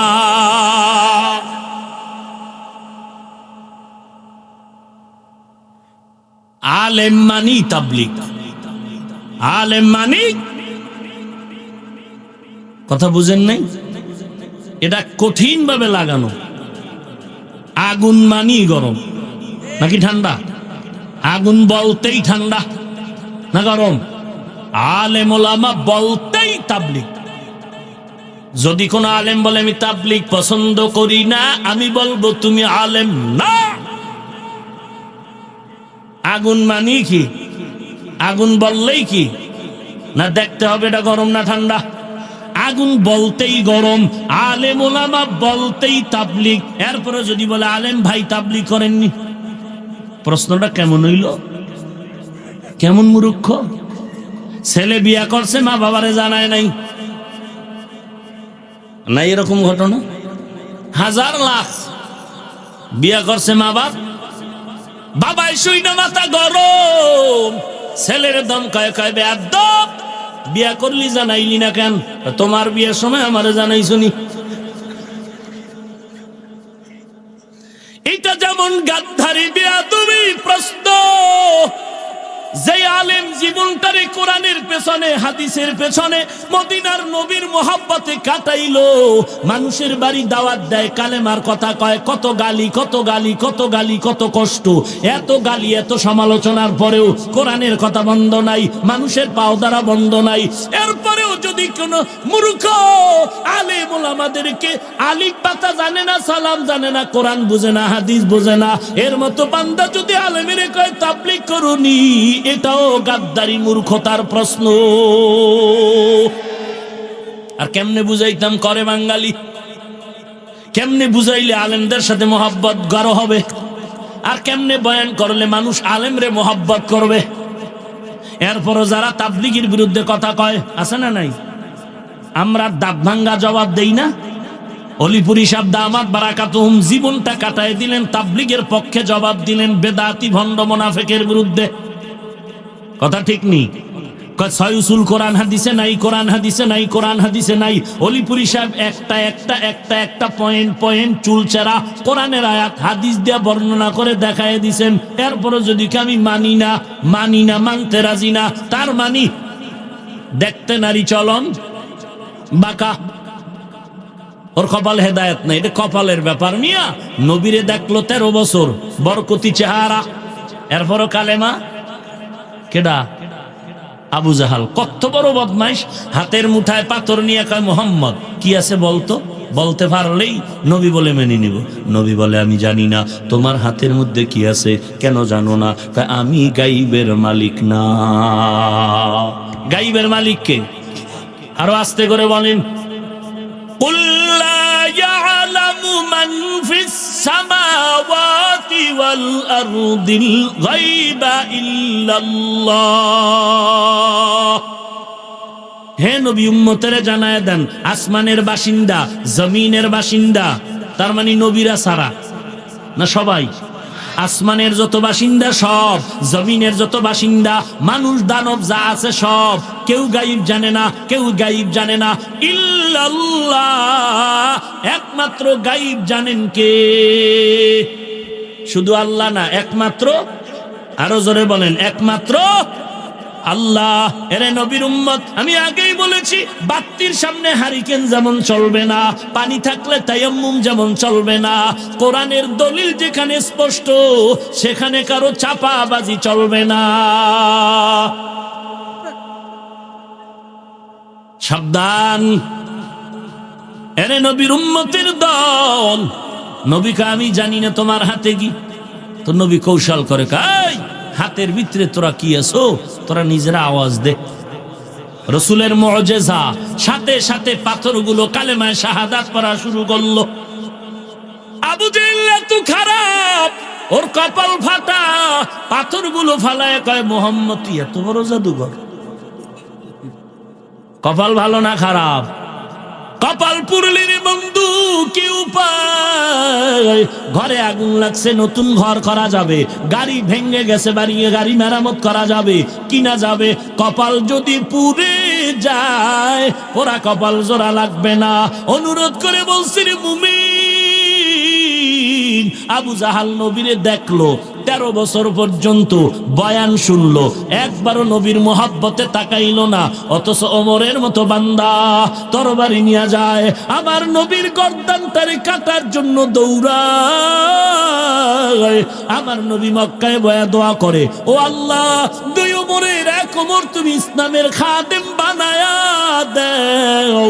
আমার নবীর দোয়া কবুল হতে চলছে, ওমর তরবারি নিয়ে যায় আমার নবীর গর্দান কাটার জন্য। মাঝখানে বাধা হয়ে গেল, ওমর মেজাজ গরম করে কই যাও? বলে মুহাম্মদের গর্দান আনার জন্য যাই। রক্তের কিছু নাকি? বলে না, দাঁড়াও, তোমার রক্তের আপন বোন ফাতেমা কালেমা পড়েছে মুহাম্মদের হাতে। কাটা গায়ে লবণের ছিটা, ওমরের মেজাজ গরম হয়ে গেল। এবার অন্তরের ধারণা ডাইভেট হয়ে গেল, বলে মুহাম্মদের বিচার পড়ে আগে আমার বোনের বিচার করে নেই। হেদায়েতের মালিক কে? من يهد الله فهو المهتد ومن يضلل فلن تجد له وليا মুর্শিদা। আল্লাহ যাকে হেদায়েত দিবেন হেদায়েত পেয়ে যাবে, যার কপালে হেদায়েত নাই ও হেদায়েত পাবে দূরের কথা, হেদায়েত পাওয়ার কোনো রাহবার কোনো মুর্শিদও পাবে না। ওমরের মেজাজ গরম, বোনের বিচারের জন্য রওনা। এমন সময় বোনের বাড়ির সামনে হাজির, বাহিরের থেকে শুনতেছে বোন আর ভগ্নিপতি কোরআন শরীফ তেলাওয়াত করতেছে। ওমর আরবের মানুষ, আরবি ভাষা বুঝে, দরওয়াজায় নক করলো, দরজা খোলো। কে? বলে আমি ওমর। ভগ্নিপতি আত্মগোপনে চলে গেল, বোন কোরআন শরীফ বন্ধ করে দরজা খুললেন। ওমর মেজাজ গরম, ডাইরেক্ট প্রশ্ন করলো, বোন কালেমা পড়ছো নাকি মুহাম্মদের? বলে আলহামদুলিল্লাহ পড়ে ফেলেছি। ওরে পর্দার অন্তরালের মা, এ পর্দার আড়ালের মা, আমি হাফিজুর রহমানের মাও মা, তুমিও মা, আমার বন্ধু, এলাকার গৌরব, যার দাওয়াতে আমি আসলাম, মাওলানা নাসিরউদ্দিন ভাই, তার মাও মা, তুমিও মা, ওলামায়ে কেরামের মাও মা, তুমিও মা। আজকে তুমি ঠান্ডার ভিতরে ঘুম নষ্ট করে মাইকের বয়ান শুনতেছো, তোমার মনে কি চায় না তুমি একজন কোরআনওয়ালার মা হয়ে কবরে যাও? তোমার সন্তান জানাজার ইমামতি করবে, কপাল খুলে যাবে। তোমার সন্তানের আজান শুনে মানুষ মসজিদে গিয়ে নামাজ আদায় করবে। ও মা, তুমিও মা, খাদিজাতুল কুবরা নবীর স্ত্রীও মা, তুমিও মা, আলেমের মাও মা। ও মা, মাদ্রাসায় পড়ে সম্মান কমে নাই, টুপির কারণে সম্মান কমে নাই। আর কেমনে তোমারে বুঝাই গো মা? কোন শয়তানে তোমারে বুঝাইলো মাদ্রাসায় পড়লে না খাইয়া মরে যাবে, চাকরি হবে না? আল্লাহর কসম, আল্লাহর কসম, এই বাংলাদেশের জমিনে টুপিওয়ালা কোরআনওয়ালা কেউ না খায়া মরে নাই, বরং সার্টিফিকেটওয়ালারা না খায়া বটগাছ তলায় চাকরিবিহীন কাঁদে। ঠিক কিনা বলো? এরে পর্দার আড়ালের মা, ভালো করে শুনো, স্কুলে পড়তেও নিষেধ নাই, কলেজে পড়তেও নিষেধ নাই, তবে কোরআন কেন থাকবে না মুসলমানের অন্তরে? সালাম কেন শুদ্ধভাবে উচ্চারণ হবে না মুসলমানের জবানে? ওরে পর্দার আড়ালের মা, কেমন ইমানওয়ালা মা! আর ভালো করে মনে রাখবেন কথাটা, যদি মনে করেন ফল ভালো, অবশ্যই মনে করতে হবে তার গাছটাও। যদি মনে করেন হাফিজুর রহমান ভালো, অবশ্যই মনে করবেন তার আব্বা আম্মা অবশ্যই ভালো। যদি মনে করেন নাসিরউদ্দিন মাওলানা ভালো, অবশ্যই মনে করবেন তার মা বাবার অন্তর ভালো। কারণ ভালো গাছে ভালো ফল, মান্দার গাছে কোনোদিন আমের আশা করা যায় না। আমার মা, আমার চাচি, আমার আত্মীয় স্বজন মহিলারা এখনো দেখছি, আগেও দেখেছি, দিনের বেলা কোথাও বেড়াইবার জন্য যায় না, রাতের বেলা যদি যায় হাত মোজা পাও মোজা লাগায়, রাতের বেলা ঢিলে ঢালা বোরকা পরে যায়। ওরে আম্মা জান, তুমি বোরকা পরতে চাও না? বোরকা যা পরছো তাও না পরার মতো স্টাইল করে বোরকা পরলা, এই বোরকায় রসুলের তরিকা মতো হয়নি, এই বোরকায় সওয়াব হবে না, বরং তোমার উপরে গজব নেমে আসবে।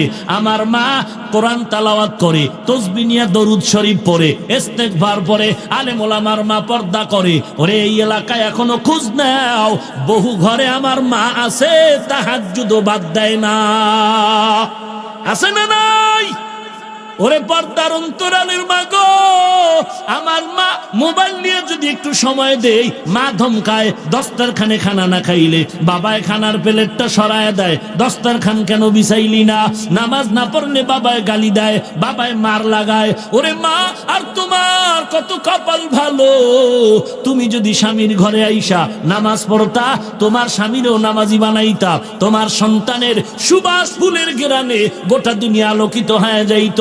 কিন্তু কপালে তুই যে খারাপ, স্বামী যদি কয় নামাজ পড়ো, তুমি স্বামীর সাথে তর্ক জড়াও। স্বামী যদি কয় মার্কেটে যাওয়া যাবে না, তুমি তর্ক জড়ায় বলো মার্কেটে যেতেই হবে। ওরে আম্মা জান, কয়দিন আর এই বাহাদুরি আনন্দ করবি? ওই কয়েক বছর আগে গাজীপুর এলাকায় সব ঠিকানা দেওয়া যাবে না, 14 তলা বিল্ডিং, 11 তলায় আগুন লাগলো। 14 তলার উপরে 11 তলায় আগুন, নিচের বিল্ডিংও ভালো, উপরের গুলোও ভালো। 11 তলায় আগুন লেগে সব মারা গেল, মালিকও মারা গেল। তদন্ত করা হলো ব্যাপারটা কি। 11 তলায় আগুন লাগলো, 14 তলা পর্যন্ত, উপরেও ক্ষতি হলো না, নিচেও ক্ষতি হলো না। কারণটা কোথায়? মালিকও পুইরা মারা গেল, আরো নারী পুরুষ মারা গেল। তদন্ত করে খবর নেওয়া হয়েছে ওখানে রাত্র 11টার পরে নারীদের আড্ডা চলছিল, মদের আড্ডা চলছিল, তাস আর জুয়ার আড্ডা চলছিল। ওরে অন্যায় কর, অন্যায় কর, অন্যায় কর, সীমা যদি লঙ্ঘন করে ফেলো, সেলুট যেই র্যাবে দেয় ওই র্যাবে বন্দুক ঠেকায় দিবে। অন্যায়ের সীমা লঙ্ঘন করলেই রেহাই নাই। যারে সেলুট দেয় তার হাতে হ্যান্ডকাপ। অন্যায় করলে খোদার গজব মরার আগেই শুরু, কবরে যাওয়ার আগেই গজব শুরু হয়ে যাবে। এরে নবীর উম্মতের দল, ও পর্দার অন্তরালের মা, ওমরের বোন ফাতেমা তরবারির সামনে দাঁড়ায়া কেমন ইমানের আওয়াজ দিয়া কয়, ভাই আমি নবীর হাতে কালেমা পড়ে মুসলমান হয়ে গেলাম। ওমর কয় কালেমাটা ফিরায় দে। বোন ডাক দিয়ে কয়, ভাই যতবার তুমি কালেমা ফেরত চাও পারবো না, কারণ আমি এমার্জেন্সি রোগী, অ্যান্টিবায়োটিক ঔষধ খেয়েছি, শিরা উপশিরায় মিশে গেল, ট্যাবলেট আর ফেরত যেমন দেওয়া যাবে না। আমি জাহান্নামের একজন পাপী আসামি। ময়দানে যাইয়া রসুলের দরবার থেকে কালেমার ইমানের ট্যাবলেট সেবন করেছি। এখন আমার পশমের গোড়ায় গোড়ায় ইমানের মোহাব্বত। পারলে তুমি হাত কেটে নাও, কল্লা কেটে নাও, কালেমা তোমাকে ফেরত দেওয়া যাবে না। ওমর সহ্য করতে না পেরে তরবারিটা বের করলো। তরবারি বের করে উল্টা পিঠ দিয়া বোনের নরম শরীরের উপরে আঘাত শুরু করলো। এক পর্যায়ে বোন মাটিতে গড়াগড়ি খায়, রক্ত বের হয়ে জমিনটা লাল। বোন কান্না কণ্ঠ বলে, ভাইজান তুমি আমাকে মারো, মনের মতো মারো, তবে আমার জানো এখানে আমার মাও নাই, আমার বাবাও নাই। আমার মা বাবার কেউ থাকলে একটা ফুলের টোকা আমাকে লাগতে দিত না। তবে যতই মারো শুনে নাও, হাত কাটবা, পা কাটবা, তবে কালেমার মোহাব্বত যে অন্তরে ঢুকাইলাম ওই জায়গায় ভাই তোমার তরবারি ঢুকবে না। বোনের মায়ার কান্নায় আল্লাহর নবীর তো দোয়া চলতেছে মক্কায়, ও আল্লাহ দুই ওমরের এক ওমর কালেমার খাদেম বানায়া দাও। ওমরের দিলটা কেমন যেন নরম হয়ে যাচ্ছে। বোনের মাথায় হাত দিয়া কয়, বোন কাঁদবি না, আর তোরে মারবো না। ঘরে ঢোকার আগে আওয়াজ শুনলাম কিসের? বলে কোরআনের তালাওয়াত। বলে আমার একটু শোনাও। বলে ভাই তুমি নাপাক, গোসল করে নাও। ওমর গোসল করে পবিত্র হয়ে গেল, নিজে কোরআন পড়লেন বা বোন শুনাইলেন। তাহা মা আনজালনা আলাইকাল কুরআনা লিতাশকা। কেমন যেন আগুন চুম্বুকের মতো জ্বলে উঠলো। বারুদ মেজের মেজবাতি আছে, দিয়াশালাই আছে, একটা লম্বা শলার মতো কাঠি, 20-50টা কাঠি, আগায় কাঠির মাথায় বারুদ লাগানো, দোনোটা আবার কাবারের দুই পার্শ্বে বারুদ লাগানো। আগুন জ্বলে না। হঠাৎ যখন ঘষা লাগায় বারুদে বারুদে আগুন লেগে যায়। এমন আগুন, একটা কাঠি শলার আগুনে গোটা দুনিয়া জ্বালায় দিতে পারে কি পারে না? ওমরের অন্তরে ইমানের এক বারুদ ছিল আল্লাহ চিনার জন্য। মা মিন মাউলুদিন ইল্লা ইউলাদু আলাল ফিতরা ফাআবাওয়াহু ইউহাউবিদানিহি আও ইউনাসসিরানিহি আও ইউমাজ্জিসানি। আল্লাহর নবী বলেন, আল্লাহ তাআলা মানুষকে দুনিয়াতে পাঠান ইমানের আলো নিয়া, যে নিজে ওই আলোর দ্বারা আল্লাহর পরিচয় নিতে পারবে। তবে এক আলো দিয়া পুরা কামিয়াবির দরজায় যেতে পারবে না। আর একটা আলো লাগবে, কোরআনের হেদায়েতের আলো, আল্লাহর দেওয়া আলাদা একটা আলো। দুনিয়ায় চলতে যেমন দুই আলো ছাড়া চলা যায় না, চোখের আলো যেমন লাগবে সূর্যের আলো তেমন দরকার। চোখে আলো আছে সূর্য নাই, দুনিয়া অন্ধকার। সূর্যের আলো আছে চোখে আলো নাই, তারপরও দুনিয়াটা অন্ধকার। এরে ঈমান নিয়ে যদি জান্নাতের পথে চলতে চাও, দুইটা আলো লাগবে, ভেতরের কলবের ঈমানের আলো, আর একটা লাগবে তোমার কোরআনের হেদায়েতের আলো। ওমরের মধ্যে একটা ছিল আর একটা নাই। যখন কোরআনের নূরের আওয়াজ গিয়ে ওমরের অন্তরে ধাক্কা লাগায় দেয়, ওমরের চোখ থেকে পানি পড়া শুরু হয়ে গেল। ওমর ডাক দিয়ে কয়, বোন, এই আওয়াজ এত সুন্দর, না জানি যে তোরে কোরআন শিখাইলো সেই নবী কত সুন্দর। চলো আমি একটু নবীরে দেখতে যাও। এইবার ওমর তরবারি নিয়ে রওয়ানা। ভগ্নিপতি ওমরকে নিয়ে পয়গম্বরের দরবারে হাজির। প্রহরীরা ডাক দিয়ে কয়, নবী দুশ্মন আছে, অর্ডার করেন জবাই করি। আমার নবী ডাক দিয়ে কয়, সাহাবা রাস্তা করে দাও আসার জন্য, কারণ ওমর এখন নিজে মরার জন্য আসে, আমাকে মারার জন্য আসে নাই। দরজা খুলে দাও, রাস্তা করে দাও।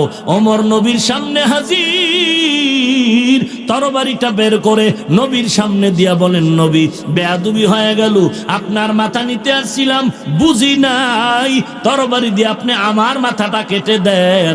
তবে আমার মাথা কাটার আগে কালেমার চাবি লাগায়া জান্নাতের মেহমান আমাকে বানায় দেন। নবী কালেমা পড়াইয়া, নবীর হাতে কালেমা পড়াইয়া মুসলমান বানায় দিলেন। 1 সেকেন্ডের ব্যবধান ওমর তরবারি নিয়ে দাঁড়াইয়া বাইতুল্লাহর হেরেমে গিয়া ডাক দিয়া কয়, বেঈমানের দল, আয় আয় আয় আয়, আল্লাহর নবীর বিরুদ্ধে, ইসলামের বিরুদ্ধে যদি সাহস থাকে কথা বল, আমি ওমরের তরবারি তার জন্য যথেষ্ট। কপালের ব্যাপার। এত লম্বা বয়ান, এত পাও ধরে বুঝাই বাবা, এত বিনয়ের সাথে বুঝাই বাবা, নামাজ পড়ো, টুপি পড়ো, মা বাবার খেদমত করো, জবানের হেফাজত করো, আল্লাহ আল্লাহরে মহব্বত করো, দেশের বিরুদ্ধে ষড়যন্ত্র করো না, জাতির বিরুদ্ধে ষড়যন্ত্র করো না। এত পায়ে ধরে ধরে বুঝাই, তারপরও তুমি নামাজ পড়তে চাও না, টুপি মাথায় দিতে চাও না। অথচ ও যুবক, তুই অন্তর থেকে বল, আমারে যদি 5 লাখ টাকা দিয়া বলো, অথবা 5 কোটি টাকা নগদ দিয়া যদি কও, হাফিজ ভাই দাড়িটা তুমি খাটো করে ফেলো, তুই জবাব দে, তোর অন্তর কি বলে? 5 কোটি টাকার কারণে আমি দাড়ি খাটো করবো নাকি? বালিশে মাথা লাগে, একটু চিন্তা কর ব্যাপারটা কি। আমার পাও ধরলে আমি টুপি পরতে চাই না, বেচারারে 5 কোটি টাকা দিলেও দাড়ি কাটতে চায় না, ব্যাপারটা কোথায়? ব্যাপার আর কিছু না, তাকওয়া, আল্লাহর ভয়। আল্লাহ বলেন, ইন্নাল আবরারা লাফি নাঈম ওয়া ইন্নাল ফুজ্জারা লাফি জাহিম। নেক আমলওয়ালার জন্য জান্নাত, গুনাহ যারা করবে তাদের জন্য জাহান্নাম। বলে জাহান্নামটা কেমন? আল্লাহ বলেন, আল্লাতী তাত্তানিউ আলাল আফইদা, জাহান্নামের আগুন জাহান্নামীর শরীরের যে কোনো জায়গায় লাগা মাত্র কলিজাটা ভুনা হয়ে যাবে। এরে যুবক, এত ঠান্ডা, এত শীত, সূর্যের আলো নাই, এরপরও ঘাম, এরপরও গরম লাগে। ওরে আল্লাহর বান্দা, যেই সূর্যটা দিনই ছিল রাতের বেলা নাই, জমিন থেকে 13 লক্ষ গুণ বড়, 9 কোটি 30 লক্ষ মাইল দূর, এরপরও তাপ লাগে রাতের বেলা। এই সূর্য রসুল বলেন মাথার উপরে নেমে আসবে হাসরের ময়দানে। ওই কবরের আযাব, গুনাহগার যদি হয়ে যাও, কবরের 2 পার্শ্বের মাটির চাপ, এটাই শুধু শেষ না, হাসরের ময়দানে কঠিন মুসিবত হবে। নবী বলেন, ওই অসময় তোমার আপন কেউ থাকবে না। মা বলবে আমার কোনো সন্তান নাই, সন্তান বলবে আমার কোনো মা বাপ নাই। ওই মুসিবতের সময় 1 সেকেন্ডের আযাব সহ্য করতে পারবি না রে যুবক। পায়ে হাত রেখে বলি, তওবা করে নাও, গুনাহ তো করিয়াই ফেললাম। স্কুলে পড়ো, কলেজে পড়ো, ভার্সিটিতে পড়ো, চাকরি করো, ব্যবসা করো, ডানে বামে তাকায় দেখ, তোর মতো যুবক দাড়িওয়ালা নামাজির অভাব নাই। স্কুলে পড়ে নামাজ ছাড়ে না, তোর অন্তরকে জিজ্ঞাসা কর, আমার মতো ছেলেটা স্কুলে পড়ে যদি নামাজ পড়ে, আমি কেন পারবো না? তোর মতো যুবক ড্রাইভারি করে নামাজ ছাড়ে না, তুমি কেন পারো না জবাব চাই। তোমার মতো যুবক র্যাব আর্মি পুলিশ বিডিআর এর চাকরি করে নামাজ ছাড়ে না, তুমি কেন পারো না জবাব চাই। তোমার মতো যুবক কোটি টাকার ব্যবসা করে 1 টাকাও হারাম খায় না, তুমি কেন পারবা না জবাব চাই। আসলে কপাল পুড়ে গেল নাকি? সময় আছে, তওবা করে নাও, তওবা করে নাও রে বাবা। আল্লাহর কাছে হেদায়েতের জন্য তৌফিক চাও। ও আল্লাহ, তুমি ছাড়া আমার আপন কেউ নাই। কয়দিন আর বাহাদুরি করবা? খেলার মাঠে কত বন্ধু নিয়েছিল, আজকে অনেকেই কবরে চলে গেল। লেখাপড়ার মাঠে কত বন্ধু ছিল, আজকে অনেকেই নাই। কর্মজীবনে কত বন্ধু হলো, এক এক করে সব বিদায়। কয়দিন আর বাহাদুরি করবা রে বাবা? আল্লাহর কাছে তৌফিক চাও হেদায়েতের। কান্না করো, চোখে পানি না আসলে আল্লাহকে বলো, আল্লাহ কান্নাওয়ালা চক্ষু দাও। গুনার কারণে আমার অন্তর নষ্ট হয়ে গেল, চোখ নষ্ট হয়ে গেল, আমি আর গুনাহ করব না, তুমি মাফ করে দাও। আজকে থেকে তওবা করে নিলাম আল্লাহ, নামাজ ছাড়বো না, বেপরদায় চলবো না, মা বাবারে কষ্ট দিব না, আমার উস্তাদের সাথে বেয়াদবি করব না, মুরব্বির সাথে বেয়াদবি করব না, আলেম ওলামাদের সাথে বেয়াদবি করব না, বিরোধিতা করব না, দেশ ও জাতির বিরুদ্ধে ষড়যন্ত্র করব না। আল্লাহর কাছে যদি হেদায়েতের নিয়তে যদি তওবা করার খাঁটি নিয়ত হয়, মুনাফিকি না থাকে, আল্লাহর মুহাব্বত নিয়ে আল্লাহর কাছে কান্না করার চেষ্টা করো, তওবা করো। গলায় ছুরি আসলে মরে যাব, তারপরও নবীরে কাঁদাবো না, তারপরেও মা বাবার সাথে বেয়াদবি করব না। এমন খাঁটি তওবার যদি নিয়ত হয়, খাঁটি তওবার নিয়তে দুটো হাত আল্লাহকে দেখায় দাও।